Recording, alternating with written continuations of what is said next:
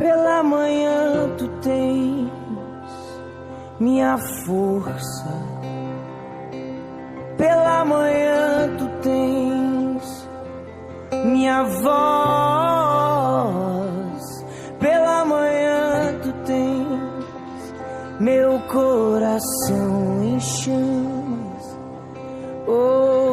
Bom dia! 9º dia de arrependimento é o que nós percorreremos. Hoje eu quero pedir a você que, por favor, me permita quebrar o protocolo dos 3 minutos, porque hoje o que nós vamos falar é muito sério e precisa de um pequeno estudo bíblico. Então vamos lá? Sem demora, com muita paciência, pegue caneta, pegue sua Bíblia e refaça esse estudo algumas vezes. Eu vou tentar fazer em um breve e um curto espaço de tempo. Então, o primeiro texto é que me perguntam: apóstolo, qual é a base para Yom Kippur? Estudiosos escatologistas acreditam que a base de Yom Kippur não está nem no que Deus falou no Sinai a Moisés. Está num livro que ele é antecedente a Moisés. Vamos ler e vamos meditar em Jó primeiro. A Bíblia diz que Jó primeiro apresenta um homem reto temente a Deus. Confere aí. Lá pelo versículo 3 e 4 fala da genealogia, posteridade de Jó, que é os seus filhos. E especificamente, Deus exalta o que fazia Jó a respeito de seus filhos, que era sacrificar para que, se possível, se houvesse a possibilidade dos filhos dele pecarem no coração, ele sacrificaria ao Senhor. Logo em seguida, a Bíblia fala que no dia em que os filhos de Deus vinham adorar a Deus, veio Satanás, o inimigo, no meio. E aí é uma conversa sobre Jó. E Deus diz a Jó: vai lá e testa ele. Esse, escatologicamente, é um dia que prediz o escrito dado a Moisés no Monte Sinai sobre Yom Kippur. Para a base que nós temos para guardar o Yom Kippur, eu preciso que você vá lá para o primeiro texto que nós lemos, o segundo texto que nós iremos ler após já o primeiro, é Levítico. Levítico, vamos ler primeiro o capítulo 16. Levítico 16, que atenua o que nós iremos fazer durante esses dias. 16, versículo 29. E isto vos será por estatuto perpétuo, no 7º mês, mês de Tisreis, que nós estamos vivendo agora, ao 10º dia, que é hoje, 10 de Tisreis, ou seja, 27 de setembro, afligirei a vossa alma e nenhuma obra fareis, e nenhuma obra, tanto natural como estrangeiro, que andam entre vós. Vocês terão esse dia como o dia da expiação dos vossos pecados. Se você correr um pouquinho para Levítico 25, capítulo 25, versículo 9. Então, no 7º mês, ao 10º dia, fareis soar a trombeta no dia da expiação e fareis passar a trombeta por toda a terra. Porém, quando nós declaramos isso, muita gente fala assim: mas apóstolo, por que eu tenho que guardar? Porque porque é uma ordenança.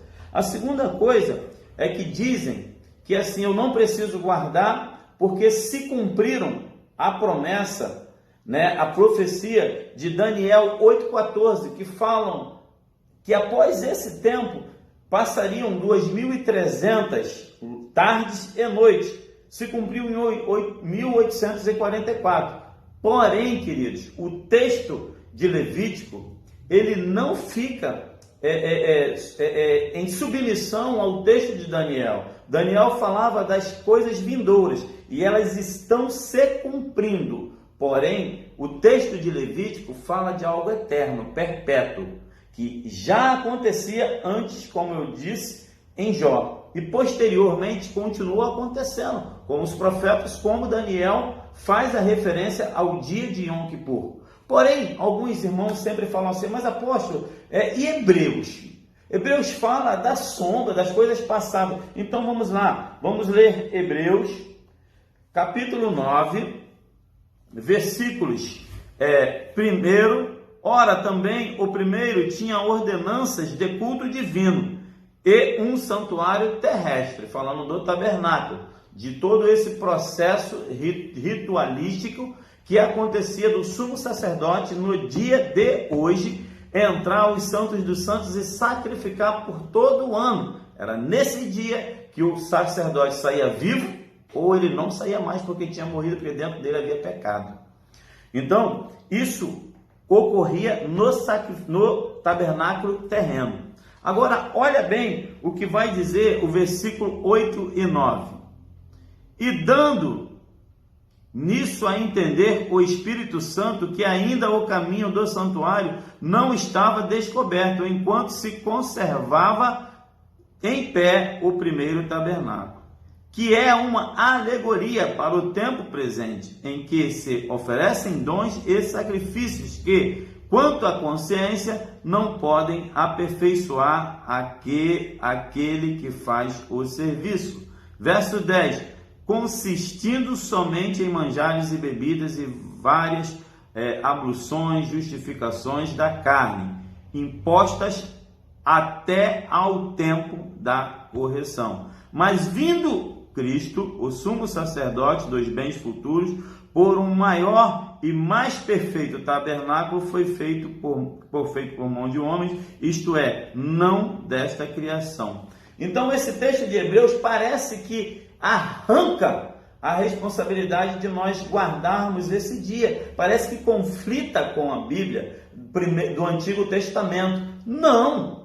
O que Cristo fez foi trazer a plenitude do conhecimento dos tempos. E qual é o tempo que nós vivemos? Ei, acorda! O tabernáculo terreno passou, o sacrifício passou. Mas eu pergunto a você, aonde está o tabernáculo eterno? Somos nós. Por que guardar Yom Kippur? Porque nós temos que Cristo morreu, ressuscitou e virá buscar a sua igreja. Porém, esse dia ainda continua erguido dentro de nós como algo perpétuo. Guardar esse dia é dizer para Cristo, Cristo, nesse dia memorável que o eterno Deus nos mandou guardar, tenha misericórdia de mim, Cordeiro Santo. Sumo sacerdote, me ajuda a trajetar nesse jejum, nesse dia, coisas boas para a minha vida, que possam ser alcançadas. Meu conselho como apóstolo prepare um ano de coisas que você possa atingir para melhorar você como pessoa. Apóstolo, então como é esse dia de hoje? A partir das 17 horas e 18 minutos deste domingo, 27 de setembro, nós entraremos no jejum completo. Nem água se pode beber.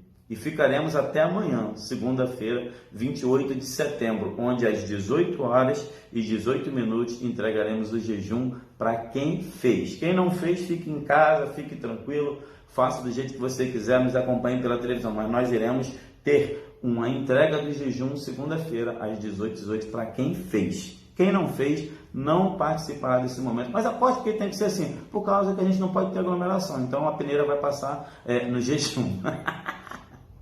É isso aí. Então, queridos, quero te convocar, estude isso, vamos entrar nesse momento, porque Deus verdadeiramente quer fazer algo de muito grande neste dia. Vamos curtir esse último dia em glória, jejuando e glorificando o corpo e a presença de Deus em nós, que somos o tabernáculo de Deus. Shalom, shalom.